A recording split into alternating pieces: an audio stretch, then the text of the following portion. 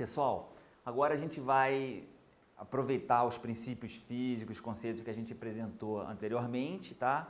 E vamos ainda passar para vocês umas outras definições sobre sensores mais já aplicados na oceanografia, alguns links importantes e vamos ilustrar, começar a ilustrar com imagens, que eu sei que vocês devem estar com vontade de ver imagens. Ainda que hoje em dia seja fácil encontrar imagem na internet. Eu peço desculpa pelo slide em inglês, mas logo a seguir eu tenho uma versão dele em português. Mas eu vou deixar traduzido para vocês no material distribuído online.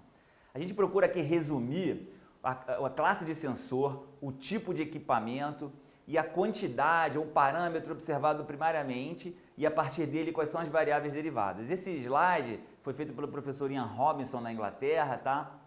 Basicamente ele separa os sensores em passivos e em ativos, tá? Lá em ativos são basicamente os radares, tá? Imaginadores ou não. E nos passivos nós temos a faixa do visível, do infravermelho e existe também micro-ondas passiva também. E a gente vai repetir isso nos slides seguintes, mas é bom que vocês guardem que os parâmetros observados se resumem basicamente a esses que estão aqui. A cor da água, a temperatura de superfície, a salinidade, que é mais recente, a rugosidade e a altura ou a inclinação da superfície do mar. A partir desses parâmetros, dessas quantidades que a gente observa por satélite, a gente deriva então as variáveis oceanográficas, que é a concentração de clorofila, a concentração de sedimentos, a baximetria ou medida de profundidade, a temperatura da camada de mistura ou da camada de superfície, também chamada de temperatura de pele, os ventos, altura de ondas, espectro direcional de ondas, ondas internas, derrames na superfície do mar, que podem ser de óleo ou não, as correntes geostróficas, o geoide oceânico, o fundo marinho e a batimetria também com sensores ativos. Em português, como é que ficaria? Ou de outra forma, nós temos os sensores ópticos, os infravermelhos, os de micro-ondas passivos e os radares. Os tipos de sensores podem ser vários, scanners multispectrais, espectrômetros, espectroradiômetros imagiadores, radiômetros imagiadores de infravermelho, radiômetros de varredura em micro-ondas, escaterômetros, que é um nome traduzido do inglês, que é um difusor, um radar difusor, que mede o espalhamento em diferentes regiões com diferentes antenas, os radares altímetros. Quais são os parâmetros? Como eu disse para vocês, a cor do oceano, ou cor do mar, ou cor da água, a temperatura de superfície, a rugosidade e a altura, e aqui os parâmetros derivados também traduzidos em português. Então, na verdade, a gente já tem um slide em português, o contraste do projetor não está muito bom, mas vocês vão ter acesso ao slide. Bom, nessa tabela a gente procura listar também, é impossível de ser conclusivo, exaustivo, mas vários exemplos de diferentes satélites que fornecem dados, desde o Landsat 1, né, passando pelo CISAT, primeiro satélite oceanográfico, voou em 78, mas só por 3 meses, que tinha uma série de sensores, vocês podem observar lá na curva da direita, né? Aqui a gente tem o período de operação, a agência que lançou de cada país, o tipo de órbita, se ela é de órbita geoestacionária, como por exemplo esse aqui, Meteosat, ou se ele é de órbita polar, que a gente chama de órbita baixa, tá?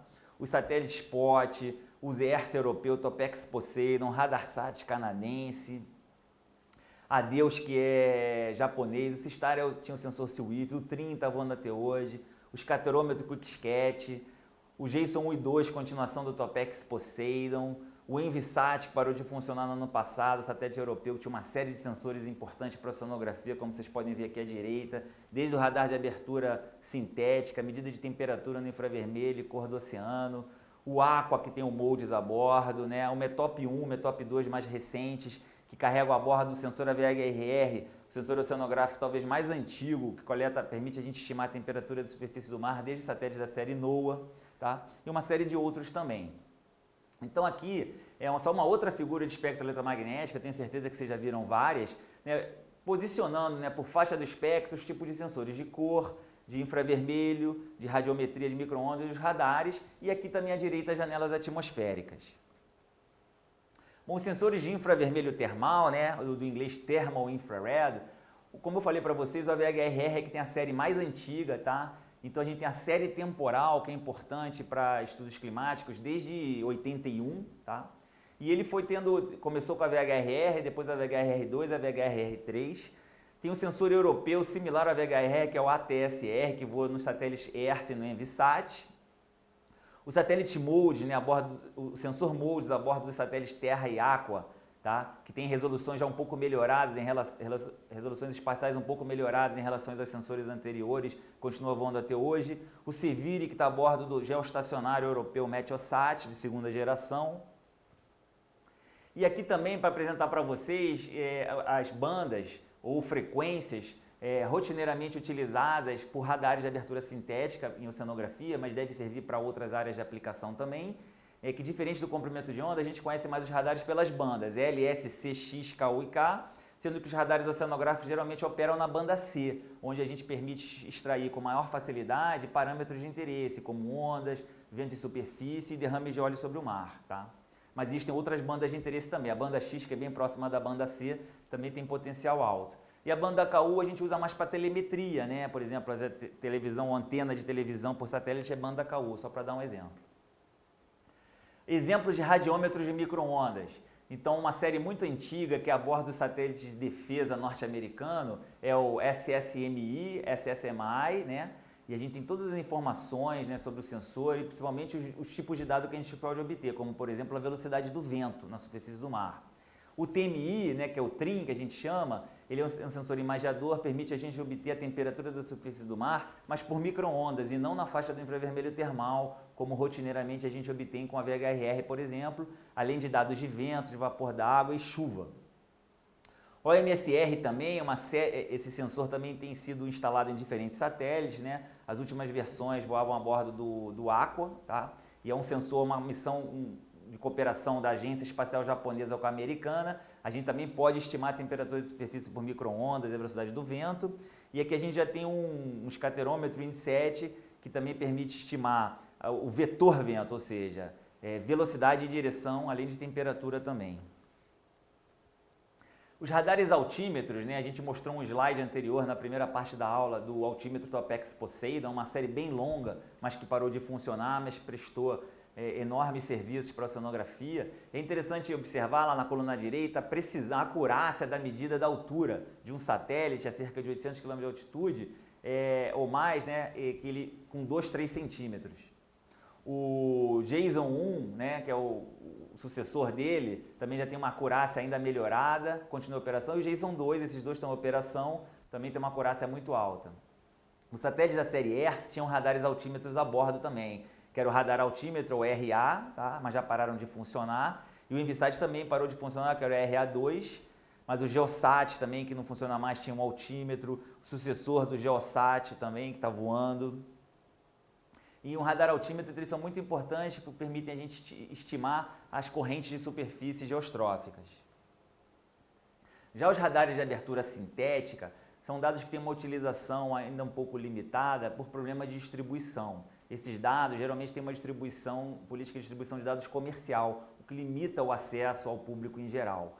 Mas através desses dados, vocês podem observar que todos os estados aqui são banda C, né, em oceanografia, eles têm um papel muito importante em regiões de gelo, para a segurança da navegação, tá? E também para o monitoramento e identificação de manchas de derrames de óleo no mar, tá? Que é uma atividade que tem crescido muito ultimamente e a sociedade em geral é preocupada com questões do meio ambiente.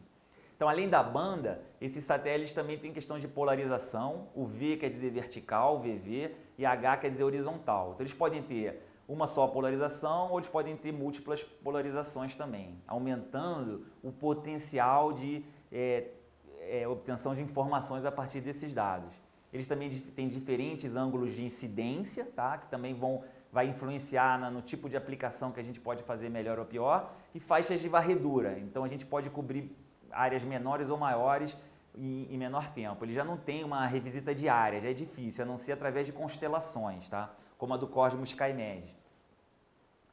Aqui a gente tem exemplos de radares escaterômetros. Esses escaterômetros, né, eles são muito utilizados para a gente estimar o campo de vento na superfície do mar, tá?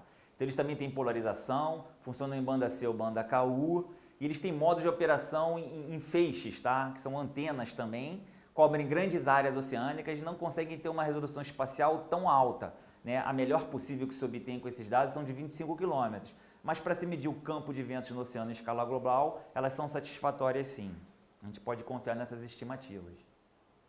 Aqui a seguir, né, a gente falou dos sensores, vai deixar as tabelas para vocês consultarem, são palavras-chave para fazerem pesquisas na internet, mas a gente já adianta alguns links para vocês obterem dados, tá? E não só dados, como por exemplo nesse site do JPL da NASA nos Estados Unidos, vocês vão observar também que tem ferramentas para baixar os dados, para visualizar os dados, tá? E até para analisar com alguns programas também em linguagem de programação. E outros sensores também, por exemplo, esse GHRST, que a gente chama carinhosamente de GRIST, ele utiliza dados de satélite e outros dados medidos por outras plataformas de coleta de dados, integra eles todos e fornecem dados de alta qualidade para aplicação científica e operacional também. Tá? O MERIS, que parou de funcionar, mas tem bases globais gradeadas já, que facilita muito a utilização do sistema de informação geográfica, dados do MODIS e CIWIFs com diferentes resoluções espaciais, no portal da NASA, né? Até em alta resolução também para um usuário mais avançado que vai saber processar esse dado de nível 1 para nível 3. Mas o que é isso de nível 1, nível 2, nível 3 de processamento? A gente vai ver a seguir. Antes disso, só mencionar outras bases de dados para dados de altimetria, tá? De diferentes níveis, dados de vento, né? De escaterômetro, também estão aqui. Algumas ferramentas de visualização, né, de dados gratuitas também distribuídas na internet, inclusive com tutoriais. Periodicamente são oferecidos cursos em congressos, em eventos promovidos por diferentes organizações. Então tem o BILCO, que é desenvolvido pela Unesco, o BIM e o BEST, que são desenvolvidos pela ESA e que agora estão se associando com a NASA para, junto com o CIDAS, formarem uma plataforma única de processamento de dados. Muito bem. Com sensoramento remoto, que tipo de processo a gente consegue amostrar? A gente tem que levar em consideração as escalas espaciais e temporais. Esse gráfico aqui do professor Lagerlof procura resumir justamente as escalas espaciais em quilômetros, pelas temporais em dias, meses e anos, de processos ou fenômenos de interesse da oceanografia ou da meteoceanografia. Então a gente tem desde processos menores e mais rápidos, processos costeiros, formação de chuva, tempestade de convecção, né? Até processos sazonais e até eventos como El Niño, né, na ordem de anos. Então a gente pode ouvir que existe uma variabilidade tanto de escala espacial como temporal, seguindo essa bissetriz aqui do gráfico aproximadamente. E aqui, utilizando o mesmo tipo de gráfico de escala, né, espacial e temporal, uma escala logarítmica, a gente permite então sobrepor diferentes classes de sensores em relação às resoluções. Então aqui um exemplo do Landsat tem a resolução espacial mais alta e um geoestacionário Meteosat tem a resolução espacial mais pobre, mas que cobre grandes áreas do globo, né, em pouco tempo. Enquanto que a alta resolução vai cobrir pequenas áreas demorando mais dias. E aqui sobrepondo então os dois tipos de informação, né, o tipo de sensor, ali são só exemplos de classes de sensores em termos de resolução espacial e temporal, com fenômenos ou processos oceanográficos como vórtices de mesoscala, sistemas frontais, florações de algas e dispersão de óleo no mar, como é que a gente consegue amostrar. E a gente pode observar que com sensoramento remoto a gente não tem uma abordagem completa, a gente não resolve todos os problemas. E é por isso que a gente tem que integrar com outras plataformas de aquisição de dados. Então o sensoramento remoto não é uma panaceia que vem para resolver todos os problemas, mas ela é muito poderosa e integrado com outros tipos de dados, permite então uma abordagem espacial e temporalmente robusta e consistente. Além da observação, tem a questão dos modelos, tá? Que é uma ferramenta que a gente não pode desprezar hoje em dia, dada a disponibilidade de recursos computacionais. Então a gente tem diferentes classes de modelo, né, de escala também, oceânico, costeiro, estuarino, mais local, e a gente tem as escalas dos sensores. Como é que é o fluxo de informações, então, da informação de sensoriamento remoto, que eu havia mencionado sobre os níveis de processamento?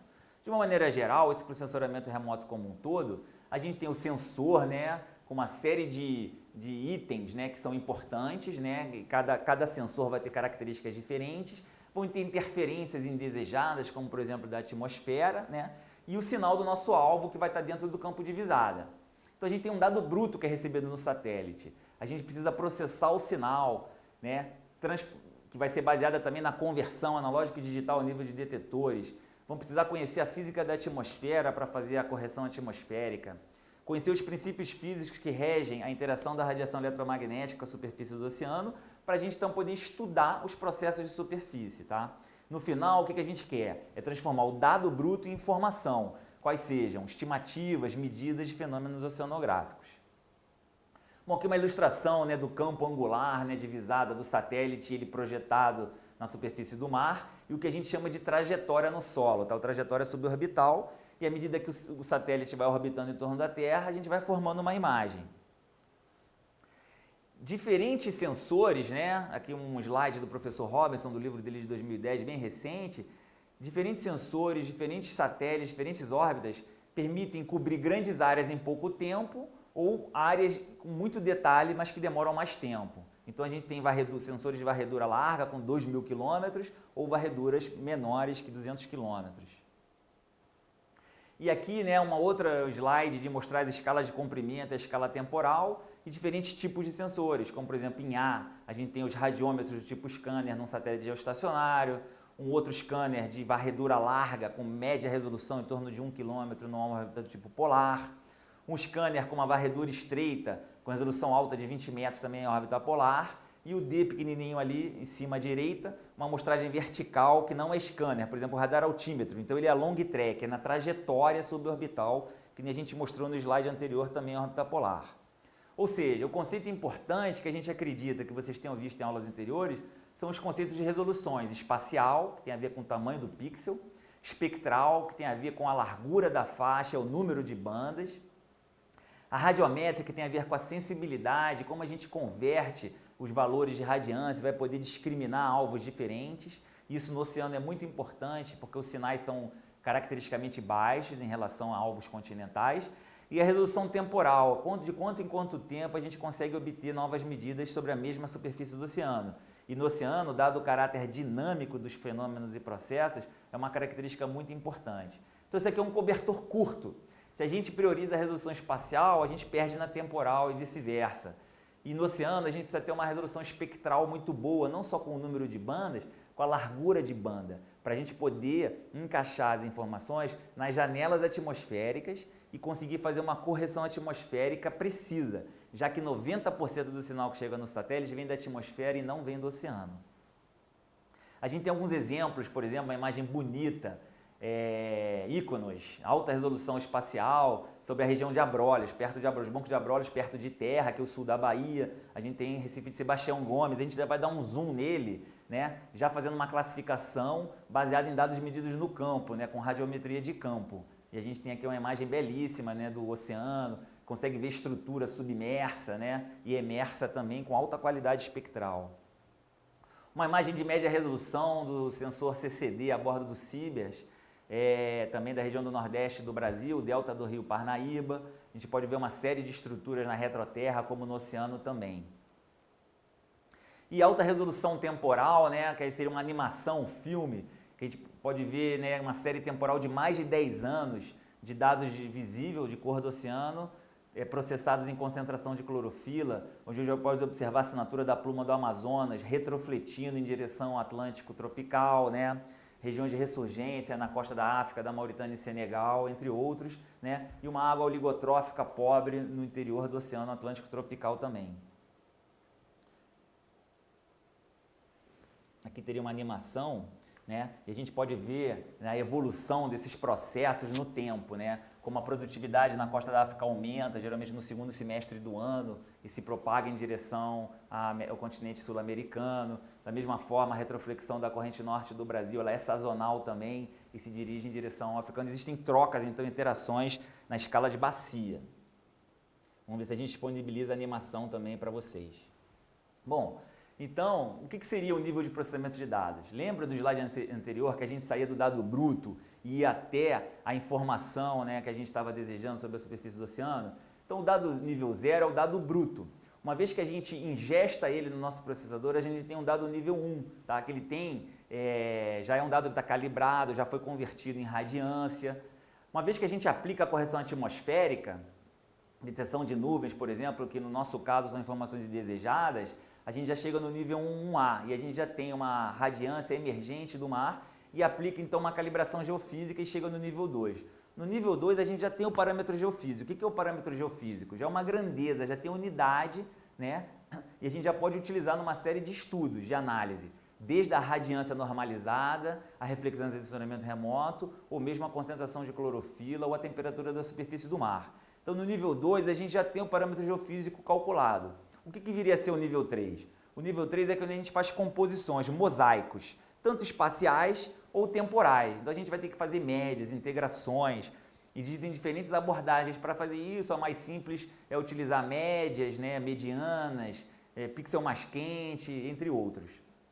E no nível 4, tá, já é um nível que a gente vai integrar uma certa análise, ou seja, a gente vai agregar uma outra informação, um modelo. Então, por exemplo, a gente tem a concentração de clorofila numa imagem, no nível 3 a gente tem um mosaico temporal com uma média mensal anual, e no nível 4 a gente tem uma estimativa de produção primária oceânica líquida. Tá? Então, são exemplos. Então, todas essas etapas, elas necessitam de algoritmos para processar os dados, que necessitam de informações de calibrações, de correções, análises e reamostragens. Aqui vou deixar para vocês essa tabela, então, resumida do que eu acabei de falar, não vou precisar repetir, né? E fica como registro mesmo. E vamos ver agora alguns exemplos de imagens, né, desses tipos de níveis de processamento. Então, por exemplo, o sensor MODES, né, que voa a bordo do satélite Aqua, mas também do Terra, permite estimar a temperatura da superfície do mar, tá, nessa região aqui do Atlântico Norte e do hemisfério norte. Então a gente pode observar que tons azuis são temperaturas mais frias, relativamente mais frias, e os tons vermelhos são quentes. E aqui a gente tem essas estruturas curvas, circulares, tá? Mostrando fenômenos, rodamuinhos, vórtices no campo de temperatura. E aqui a gente tem a mesma imagem, do mesmo dia da mesma hora, no campo de cor do oceano. Então a gente pode observar uma associação de águas quentes, né, relativamente mais pobres, porque os tons azuis aqui são baixas concentrações de clorofila, né, enquanto que águas relativamente mais frias, que no slide anterior estavam em azuis, né, aquelas apresentam concentrações de clorofila mais altas. Aqui a gente já tem, por exemplo, o total de sedimentos e suspensões, também processado através de modelos, né, desses mesmos dados. Bom, aqui a gente vai ter um exemplo de uma composição de dados nível 3. A gente tem dados do sensor SEA-WIFS, tá? Durante um dia, né, do ano, dia 8 de dezembro de 97, são as faixas, os tracks que a gente chama do satélite em um dia. A seguir, a gente tem em uma semana de 8 dias. E o último slide mostra a composição mensal. A gente pode fazer médias sazonais, anuais ou como queiram também. A gente observa que a cobertura de dados aumenta muito e existem alguns buracos ainda, ou por cobertura persistente de nuvens, ou por falha dos algoritmos de estimativa desse parâmetro, que no caso seria a concentração de clorofila. Bom, como que esses dados são geralmente distribuídos para a comunidade? Existem diferentes formatos.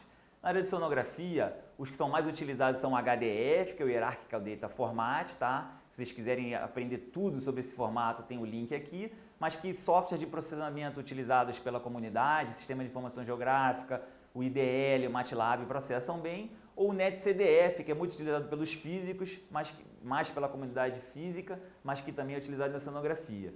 E o que é mais assim amigável, né, na minha opinião, para a área de Sistema de Informações Geográficas é o formato GeoTIFF também, mas existem outros. Uma questão importante é a questão de calibração. O que quer dizer isso? Todos os instrumentos oceanográficos, em geral, nível de campo aerotransportado, têm que ser calibrados rotineiramente. Os sensores a bordo dos satélites também têm que ser calibrados, tanto antes do lançamento como durante a operação em órbita. Existe uma série de mecanismos que não cabe aqui, por falta de tempo, a gente explicar, mas essa é uma preocupação constante, tá? Outra questão importante é a questão de correção atmosférica, que a gente já falou anteriormente e volta a frisar. É importante que existem as janelas atmosféricas, mas mesmo nas janelas atmosféricas existem constituintes atmosféricos que atenuam a radiação eletromagnética. Então a gente tem que saber corrigir isso, tá? E a gente precisa validar os nossos dados, calibrar com a verdade de campo, tá? Ou com a verdade marinha, né? Então essas propriedades são medidas remotamente e elas variam muito mais rápido do que geralmente medidas similares nos continentes. Então utilizar somente a passagem de satélite pode ser problemático, tá? Então, por exemplo, a estimativa do campo de Suel com radares altímetros. Em outros casos, como no caso de temperatura do cor do oceano, se a gente tiver muitas horas de diferença da passagem de satélite com dado de campo, ainda assim a gente consegue fazer comparações boas. E era isso que eu tinha para apresentar para vocês. Obrigado.